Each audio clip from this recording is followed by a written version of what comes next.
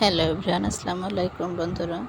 এই রেসিপিটি এত উপকারী, যাদের জয়েন্ট ব্যথা সহ শরীরে নানা রকম ব্যথা আছে তাদের জন্য বিশেষ উপকারী।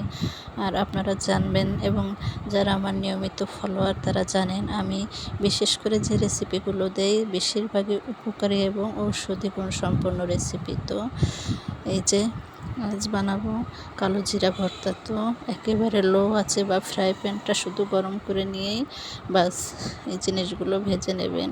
রসুন, শুকনো মরিচ আর কালো জিরা সুন্দর করে মচমচা করে ভেজে নেবেন, যেন বেশি পুড়ে না যায়। আর এদিকে মাত্র একটা পেঁয়াজ দিয়ে আমি একটু হালকা ভেজে নিলাম, শুধু গন্ধটা যাতে না থাকে।